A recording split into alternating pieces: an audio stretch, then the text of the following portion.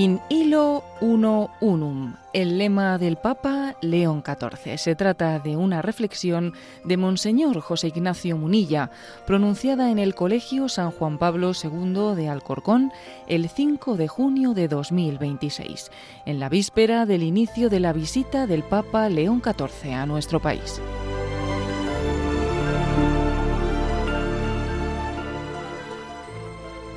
Muchísimas gracias también por esta invitación y además porque a vosotros habéis sido pues un poco el motivo de que yo pues haya reflexionado sobre el lema del Papa, ¿sabes? Porque esas cosas uno, cuando alguien te lo pide, es cuando tú haces un esfuerzo de reflexión, ¿no?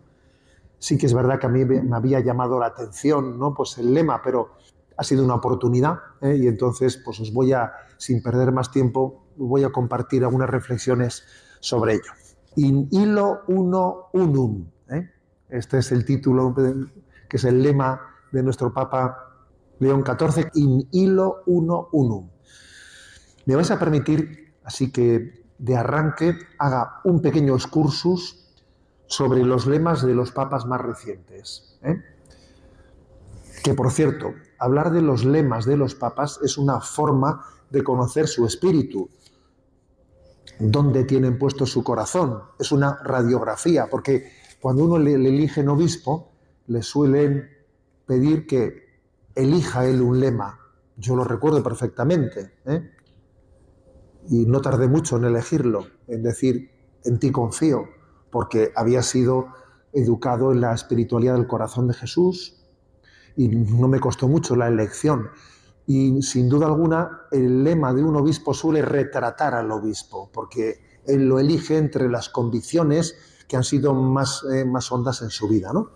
Entonces, si veamos los lemas papales de los últimos papas, el que hizo furor, sin duda, fue el de San Juan Pablo II, el de Totus Tuus. Claro, eso fue un lema que casi se convirtió, pues iba a decir, en algo popularísimo, popularísimo, ¿no?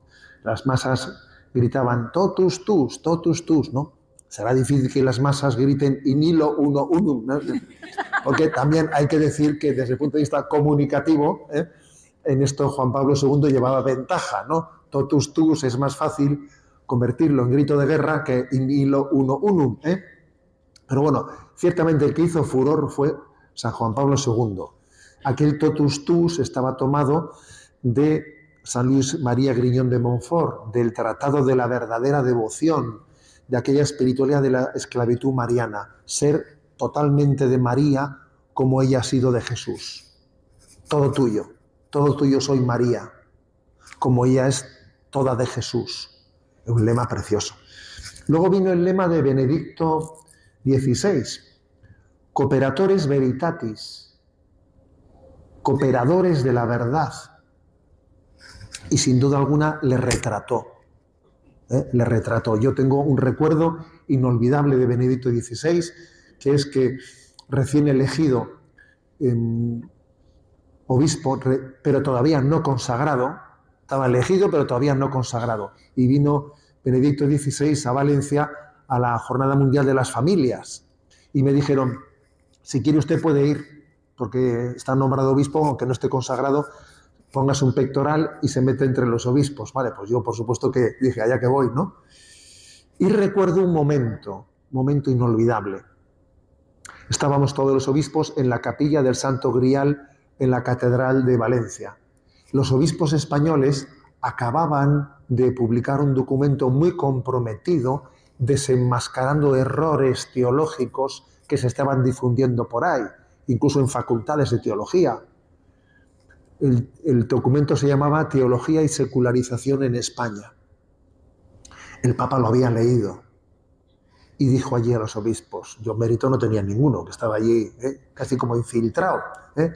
Le dijo el Papa, les dijo a los obispos, habéis salido a defender la fe de los sencillos y Dios os lo pagará.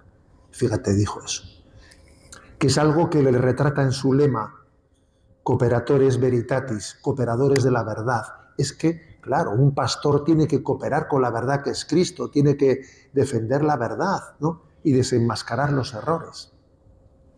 Luego vino el lema del Papa Francisco.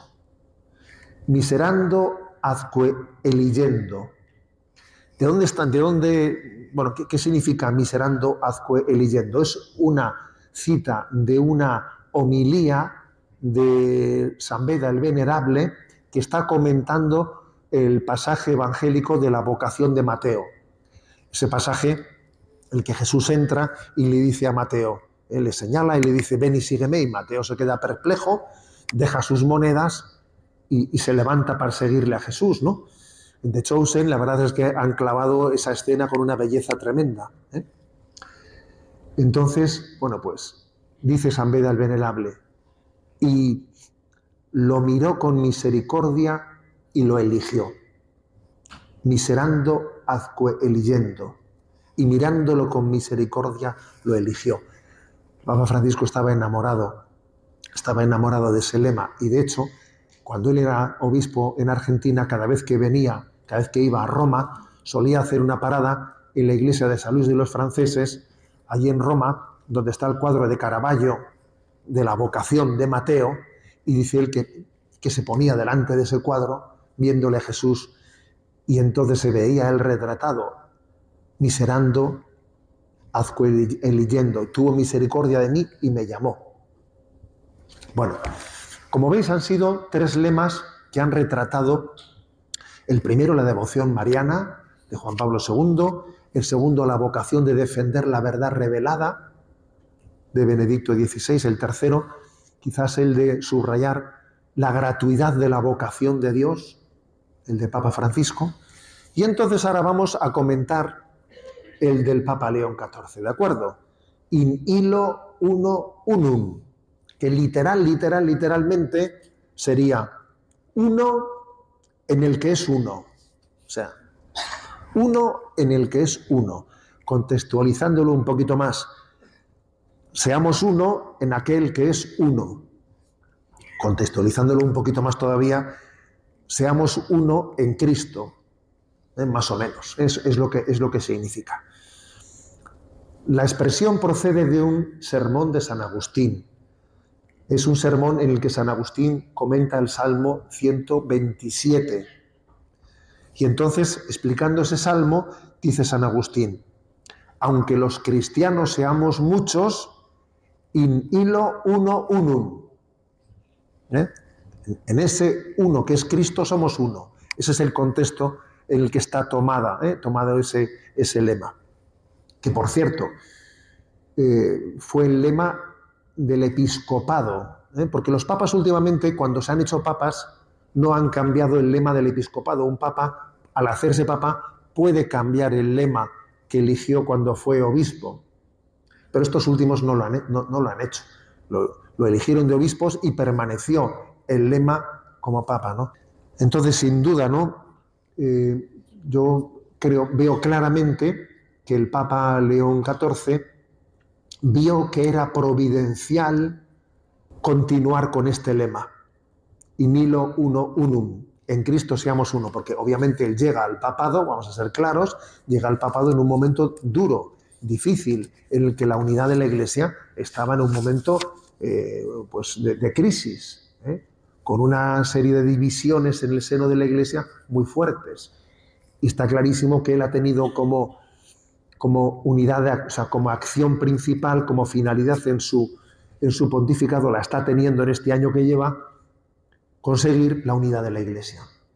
Con lo cual, lo del lema es, más significativo imposible. Tiene una gran densidad teológica. Ese lema no habla de una unidad basada en afinidades humanas, en ideologías, en consensos sociológicos, sino que es una unidad cristocéntrica. Una unidad cristocéntrica. Lo repito, que San Agustín está diciendo: aunque los cristianos seamos muchos, en aquel uno, en ese Cristo, somos uno.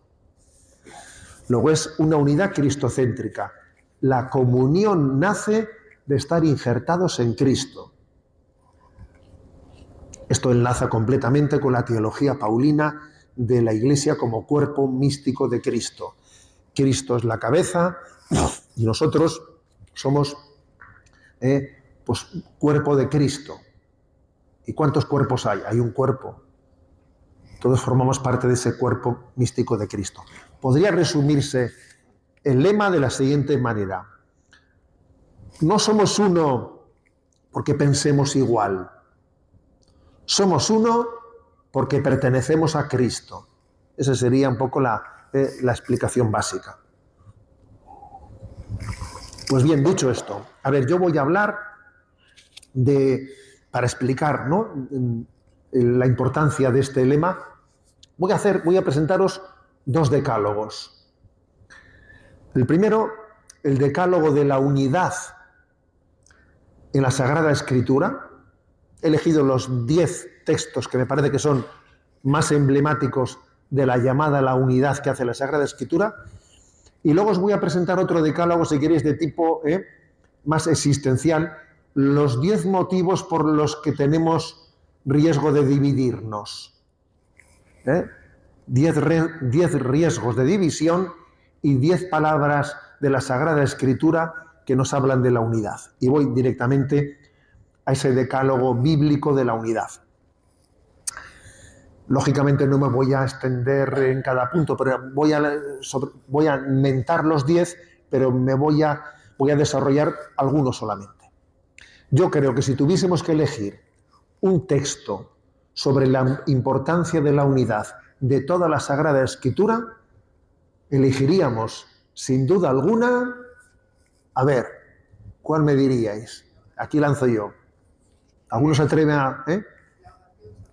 En efecto, me has dado en el clavo. Yo creo que el texto clave de la unidad es la oración sacerdotal.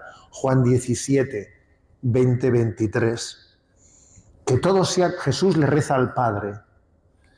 Que todos sean uno, como tú, Padre, en mí y yo en ti. Que ellos también sean uno en nosotros, para que el mundo crea que tú me has enviado.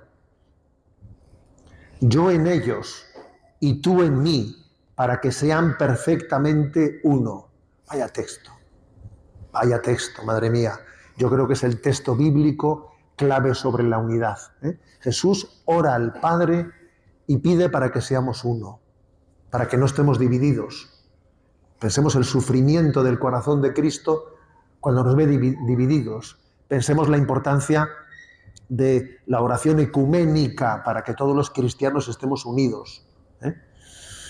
Aquí la unión no es táctica ni meramente disciplinar, es una comunión trinitaria. Como el Padre y el Hijo y el Espíritu Santo son uno, ¿te imaginas que la Trinidad estuviese dividida? Pues mira, mutatis mutandis, O sea, es un drama que los cristianos estemos divididos, ¿no? Y además, no únicamente es reflejo de la Trinidad, como tú y yo somos uno, que sean uno, sino que luego dice, que sean uno para que el mundo crea. O sea, que la unidad también es misionera. Es que si no somos uno, ¿cómo va a creer el mundo? Si ni siquiera se entienden entre ellos, hombre. Si no se aclaran entre ellos, ¿cómo voy a creer yo? Bueno, yo creo que ese es el texto principal, el emblemático, ¿no? Los demás los voy a ver un poco más por encima. Cristo derriba los muros de la división. Eso está en Efesios 2. Él es nuestra paz, el que ha hecho de los dos pueblos un solo pueblo, derribando el muro de la separación, dice San Pablo. O Efesios 4, un solo cuerpo y un solo espíritu. Es uno de los textos más explícitos que nos insta a hacer un esfuerzo por la unidad. Lo leo, Efesios 4, 3, 6. Esforzaos en conservar la unidad con el vínculo de la paz. Un solo cuerpo y un solo espíritu, como una sola es la esperanza a la que habéis sido llamados. Un solo Señor, una sola fe, un solo bautismo, un solo Dios y Padre de todos. Es impresionante la insistencia. Esforcémonos en la unidad. La unidad es un don, pero es una tarea que hay que custodiar. Cuida de la unidad. A los obispos se nos pide que cuidemos de la unidad del rebaño. En Primera Corintios también se insiste en que el cuerpo de Cristo tiene que estar reconciliado y que hay que superar las divisiones. Y allí San Pablo, frente a las divisiones en Corinto, dice: os ruego que no haya divisiones entre vosotros. ¿Está dividido Cristo o qué? Decís, yo soy de Pablo, yo soy de Apolo, ¿qué es eso? ¿Está Cristo dividido? Y les está instando a que superen sus rencillas y lleguen a la unidad. Colosenses 3, 12, 15, la caridad como vínculo de la unidad. Atención a esto. Sobrellevaos y perdonaos mutuamente. Por encima de todo esto, el amor, que es el vínculo de la unidad consumada. O sea, la caridad es el vínculo de la unidad consumada. La comunión eclesial tiene que tener el amor, la caridad, ¿no? como fundamento. Bueno, no voy a asistir mucho más. Filipenses 2:1-5, Juan 17:1-17, Juan 13:33-35, Gálatas 5, 13-26. El último voy a elegir. La comunión apostólica de los primeros apóstoles, o sea, los apóstoles vivían en comunión entre ellos. Y eso que se había demostrado durante esos 3 años de educación de Jesús, que tenían entre ellos caracteres muy distintos y que no era fácil unirlos, que entre ellos había muchos protagonismos, quién se sienta a tu derecha, a tu izquierda, o sea, no era fácil unir a los apóstoles. Jesús hace una tarea educadora para que puedan tener comunión entre los 12. Y ahora fijaros, ¿no? Dice este episodio de Hechos de los Apóstoles: la multitud de los creyentes tenía un solo corazón y una sola alma. O sea, los primeros cristianos, la primera comunidad estaba súper unida. Repito, la multitud de los creyentes tenía un solo corazón y una sola alma. Este episodio es tan impresionante que San Agustín hizo de esto uno de sus lemas. Cor unum et anima una. Es un lema agustiniano que lo vemos por todas las esquinas. ¿De dónde lo tomó San Agustín? De aquí. La multitud de los creyentes tenía un solo corazón y una sola alma. Cor unum et anima una. Por lo tanto, nuestra meta tiene que ser esa, tener un solo corazón y una sola alma, tener una unidad interna en el seno de la Iglesia. ¿De acuerdo? Por lo tanto, la palabra de Dios, yo he elegido ahí un decálogo, pero la palabra de Dios nos está iluminando ese misterio de la unidad. Cuando Jesús pide al Padre, Padre, que todos sean uno, Jesús no le pide al Padre, Padre, que todos sean plurales y diversos. No le pide eso, no hace falta que se lo pida, que eso va de suyo, ¿sabes? Eso no es necesario pedirlo. El milagro es la unidad. Vamos a ver, el milagro es la unidad. La diversidad, ¿sabes?, no es un milagro. Jesús le pide al Padre la unidad. Bueno, entonces, permitidme que también sea práctico y que proponga otro decálogo, que es metiendo un poquito el dedo en la llaga, metiendo el dedo en la llaga, cuáles suelen ser las principales causas de división entre nosotros. Las divisiones entre nosotros suelen tener raíces espirituales, morales, psicológicas, culturales, que podríamos sintetizar así. La primera, que aquí también antes he dicho, ¿cuál os parece que es el texto bíblico? Y enseguida alguien lo ha dicho en la oración sacerdotal. O sea, aquí yo dije, ¿cuál os parece que es el motivo de división principal entre nosotros? El orgullo. Vamos a ver, ¿sabes? El orgullo. Ese es el sustancial. El fundamental es la raíz más profunda. No pocas divisiones nacen de la dificultad de aceptar los límites, de ceder, de escuchar, de reconocer errores. El orgulloso necesita imponerse, tener razón siempre, conservar su poder, su imagen. El orgullo es la tumba. es la tumba de nuestra alma, ¿eh? Incluso cuando parece que el problema que impide la unidad, a veces, ¿no? Parece, no, es que la unidad está motivada porque tenemos formas de pensar distintas. En temas, yo qué sé, políticos o disciplinares o teológicos, ya. A ver si lo que verdaderamente causa la división es eso o eso es una pantalla, porque el problema es de orgullo, de pretender ser siempre el que tenga el protagonismo en todas las cosas. El orgullo, ese orgullo que en el fondo nace de una falta de conciencia de que nuestra dignidad está en ser hijo de Dios Padre. Entonces te olvidas de ello, ¿sabes? Y no sabes cómo fundamentar tu autoestima. El segundo, ¿no? La segunda causa principal de división. La búsqueda desordenada de los propios intereses, ¿no? Arrinconando el bien común. Eso de que aquí cada uno va a lo suyo, menos yo, que voy a lo mío. O sea que no creemos en el bien común. No creemos en el bien común. Pensamos que el bien es competitivo. Claro, si yo cojo del puchero, cojo esto para mí, pues para ti queda lo otro, ¿no? No sé si conocéis, dice que iban dos vascos, ¿no?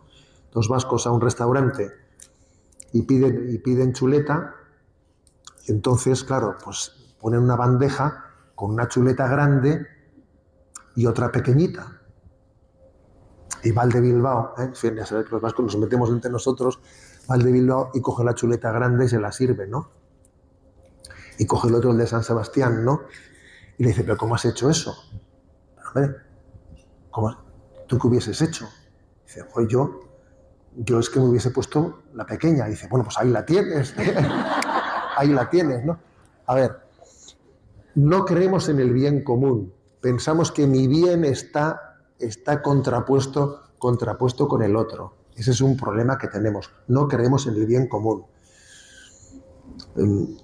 Y creo realmente, ¿no?, que tenemos que superar. Hay como una dialéctica de intereses. Eso que decimos del marxismo, de la lucha de clases, que el enemigo del pobre es el rico, el enemigo del rico es el pobre. Eso, al final nos lo creemos, y entonces también en cualquier faceta de la vida pensamos que el nosotros le resta al yo. Yo, si únicamente pensase en mi bien, iba a tener más bien que si tengo que compartirlo con alguien. Pensamos eso. No creemos en el bien común. Sin embargo, sí existe un bien común. El bien del otro también es el mío. No es verdad que tengo que renunciar a un bien por el otro. No, si el bien del otro va a ser el tuyo también. Va a ser el tuyo. No vamos a ser felices en esta vida mientras que no lo seamos todos. A ver, eso es así. Mientras que todos no sean felices, yo no lo voy a ser. Con lo cual existe un bien común. Y eso lo tenemos deslavazado de nuestro horizonte, ¿sabes? Y pensamos que yo voy a lo mío. Esto es una lucha dialéctica de bienes, ¿no? Tercer enemigo de la unidad, la falta de caridad, de misericordia, de delicadeza, ¿no?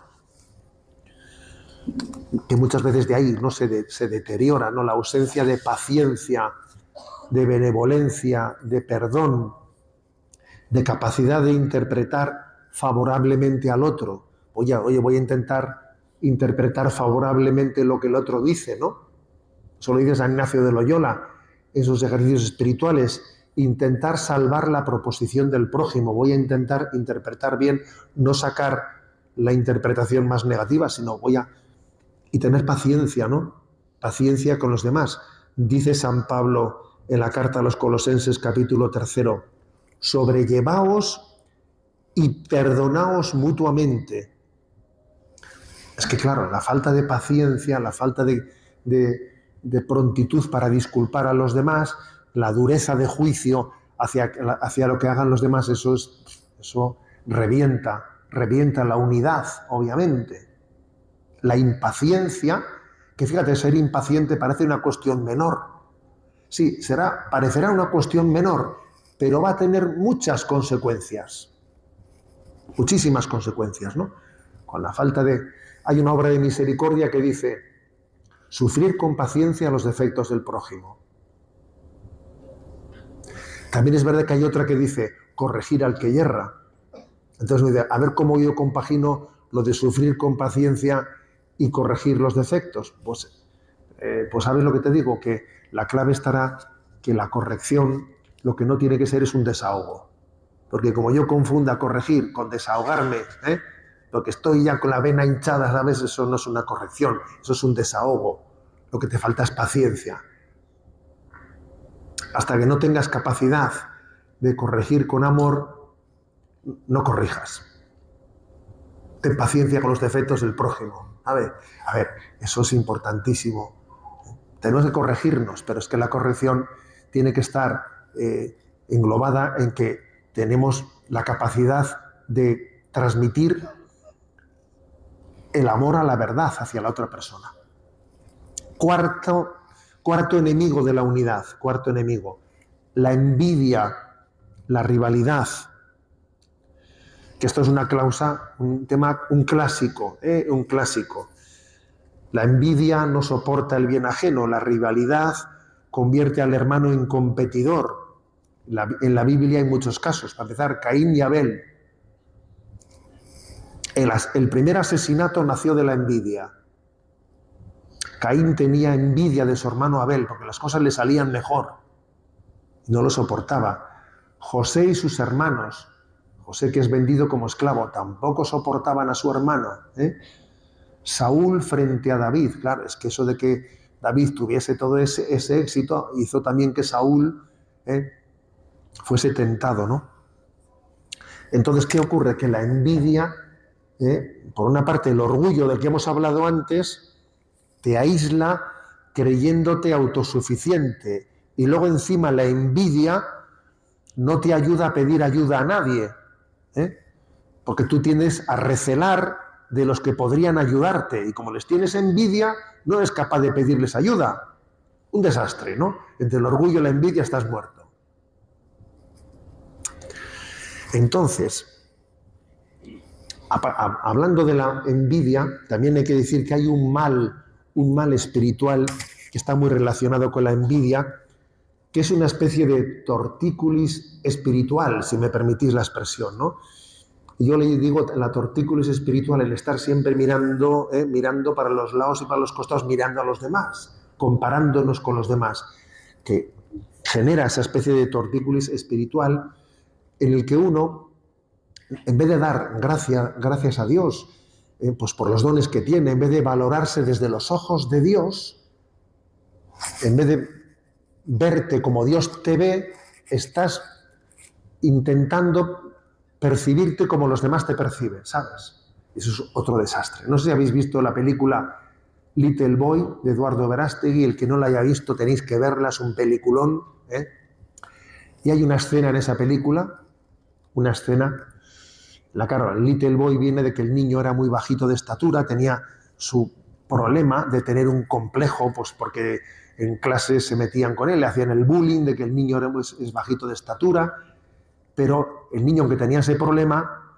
lo bueno que tenía es que tenía una relación con su padre buenísima y tenía una admiración hacia su padre maravillosa, ¿no?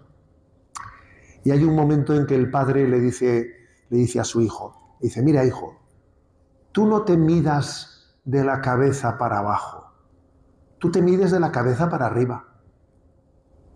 Y asunto acabado, ¿sabes? Y el chaval dice, mira así como diciendo, ¿cómo no se me había ocurrido a mí esto antes, ¿sabes, no? Que estaba yo liándome con el metro, ¿sabes, no? Pero, a ver, es una expresión, ¿verdad? Pero es una expresión maravillosa, ¿no? Frente a esa tortícolis espiritual que hace que estemos siempre comparándonos con los demás. Si nos comparamos con los demás, vienen las envidias te aíslan, porque sin duda alguna ese es uno de los problemas principales contra la unidad, la envidia. Quinto enemigo, la sospecha, la murmuración, las faltas a la verdad. Sin duda alguna, ¿no? La relación de amistad se rompe cuando desaparece la confianza. Entonces, aquí tenemos pues todos los rumores, juicios precipitados, interpretaciones maliciosas, conversaciones indirectas, insinuaciones. Fijaros, una comunidad puede soportar desacuerdos, pero lo que difícilmente puede soportar son faltas de confianza. O sea, lo que nos erosiona la unidad no es que haya algún desacuerdo, sino la falta de confianza. Eso te erosiona, ¿no? Entonces hay una importancia grandísima en ser discretos al hablar. Es muy importante ser discretos al hablar, ¿eh? Y hay que reconocer que muchas veces se habla demasiado. ¿Sabéis por qué? Por ser el perejil de todas las conversaciones. Porque eso de decir que tengo algo que contaros que es una exclusiva, ¿sabes? Que es una exclusiva, que es una novedad, eso es un cáncer. Entonces yo creo que la discreción en el habla es clave, sobre todo cuando hablamos de otras personas, ¿no? Entonces, frente a la murmuración, nuestra forma ligera de hablar del prójimo, creo que tiene que haber un compromiso de discreción en nuestra forma de hablar. Sexto enemigo de la unidad, la absolutización de las cuestiones secundarias. Claro que existen cuestiones que nos diferencian, ¿no? Pero cuando las absolutizamos vamos mal, ¿eh? No todas las diferencias son malas. La unidad no exige uniformidad. El problema aparece cuando lo secundario quiere ocupar el lugar de lo esencial. Quiere ocupar el lugar de lo esencial. Y esto sucede cuando los gustos, las sensibilidades, los estilos, las escuelas, las preferencias culturales, etcétera, ocupan el lugar principal. Y entonces, claro, eso se convierte en un motivo de división. Le estás dando una importancia que no debías de dársela a cuestiones secundarias. Fijaros, a veces relativizamos lo dogmático y luego dogmatizamos lo relativo. Eso suele ocurrir. Nos tragamos un camello y luego filtramos un mosquito. O sea, relativizamos lo dogmático, que nunca debiéramos de haberlo dogmatizado, y luego estamos haciendo un lío de cuestiones secundarias que no tienen importancia. Este es uno de los motivos principales que nos desune. ¿Sabéis cómo se resuelve este dilema? Pues con otra de las frases agustinianas que han hecho, porque San Agustín ha sido una verdadera fuente y cantera de refranes, ¿no? Y entonces dice San Agustín: in necessaris unitas, in dubis libertas, in omnibus caritas. Es decir, en lo necesario, unidad. En lo dudoso, libertad. Y en todo, caridad. Vaya expresión. Vaya expresión, ¿eh? O sea, en lo dogmático no podemos andar con tonterías. O sea, en lo que nos jugamos, en lo esencial, ahí sí que hay que apretar, claro. Porque es que a veces relativizamos lo dogmático, pero es que otras veces dogmatizamos lo relativo. Entonces dice San Agustín: en lo necesario, unidad. En lo dudoso, libertad. Y en todo, caridad. Hay gente que se enfrenta por el fútbol, ¿tú te crees que se puede la gente enfrentarse por el fútbol? ¿Tú crees que eso es serio?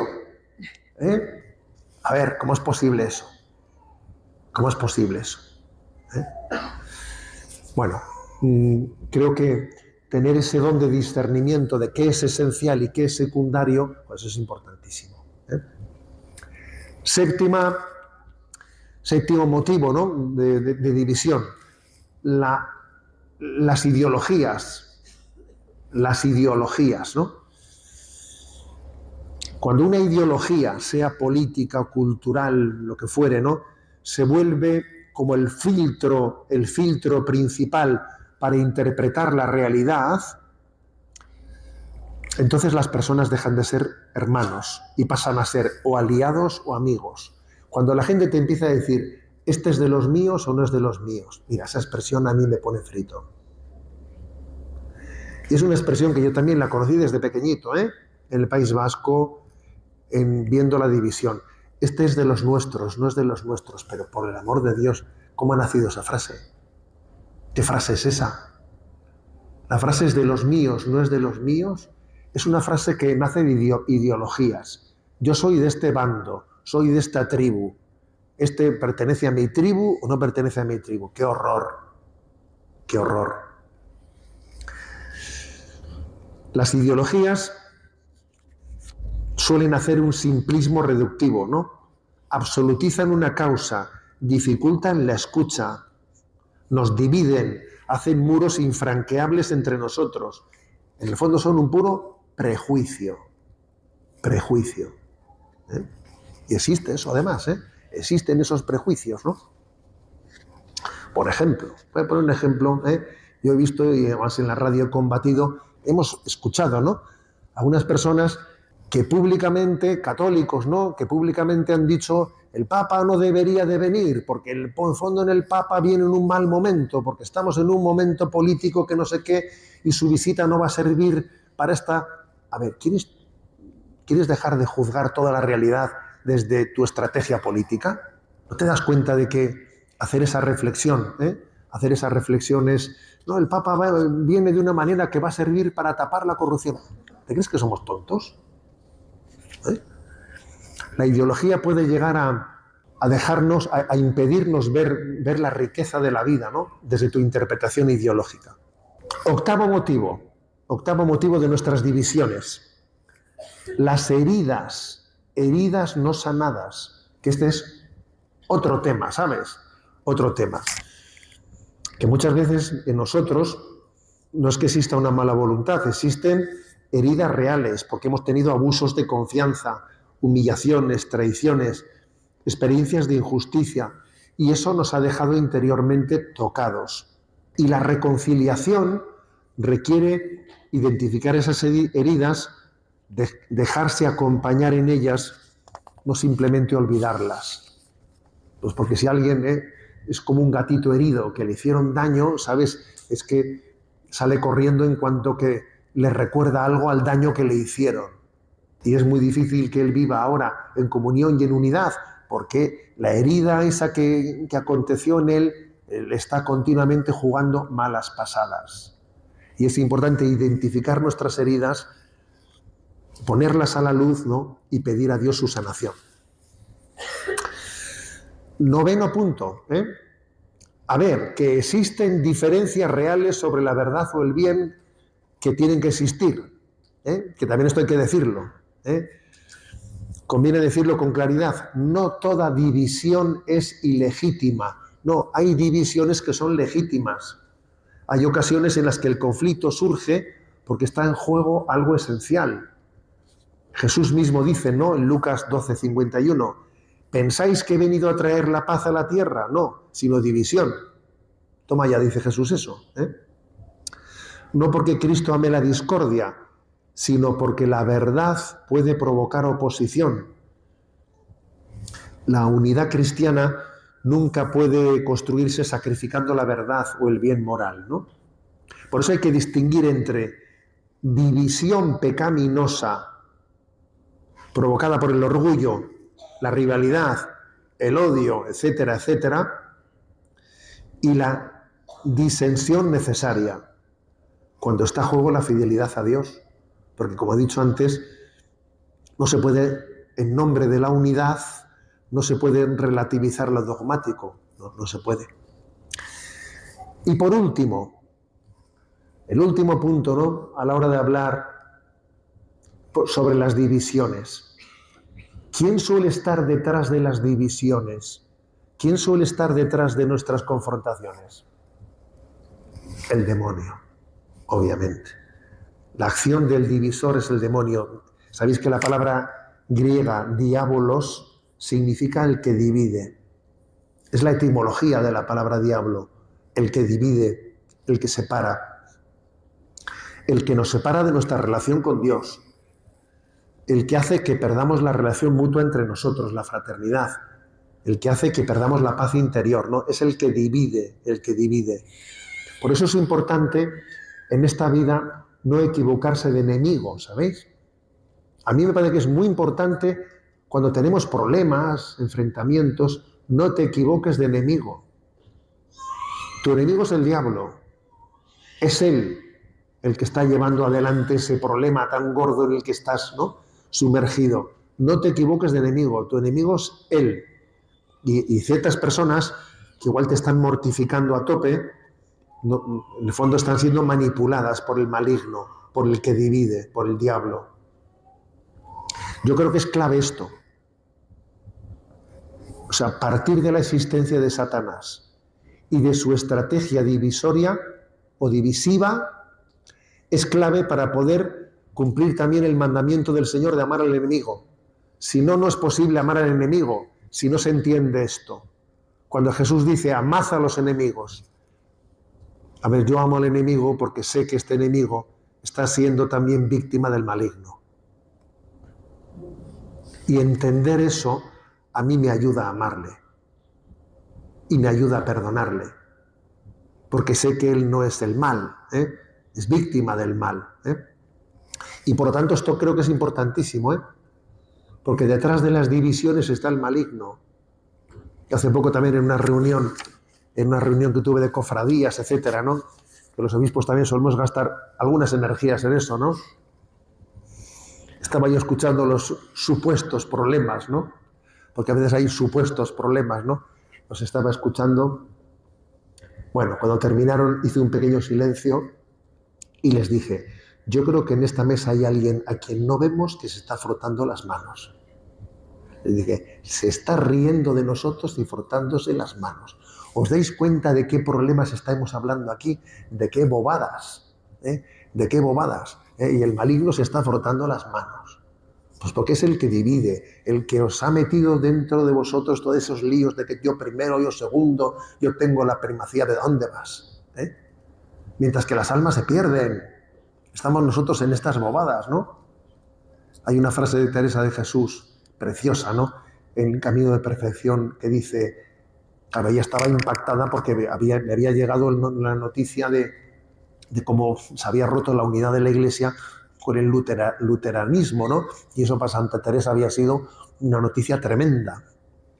Y entonces dice ella, ¿estás el mundo ardiendo y nosotros vamos a estar aquí distraídas en estas tonterías? ¿Sabes? No puede ser, hombre, no puede ser, ¿no? Es decir, para poder luchar por la unidad hay que hacer dos cosas. Primero, desenmascarar las estrategias del que nos divide, que es un poco estos puntos que yo he ido diciendo, el orgullo, la envidia, esto, lo otro. Pero al mismo tiempo, aparte de desenmascarar las estrategias, yo creo que para poder luchar contra la división es importantísimo tener puesto el corazón en lo esencial, en lo fundamental, en la salvación de las almas. Yo pongo mi corazón en lo que sé que es lo principal, frente a lo cual todo lo demás es relativo, ¿no? La frase de Santa Teresa, estás el mundo ardiendo y nosotras vamos a estar aquí divididas en tonterías. Pues no puede ser. Tenemos que tener nuestro corazón y nuestra atención centrada en lo principal, ¿no?, que es en ganar nuestra alma para Dios y en ganar las almas de nuestros hermanos, ¿no? Por eso, bueno, pues, in illo uno, unum. Uno en el uno. Somos uno en Cristo, ¿no? Me he atrevido a decir que yo al Señor le pido 3 frutos de esta visita apostólica. 3. Conversiones. vocaciones y la unidad. Son 3 gracias, ¿no? 3 gracias que os invito también a vosotros a uniros, pues para que le pidamos a Dios, ¿no? Pues ese don, ese fruto de su visita apostólica.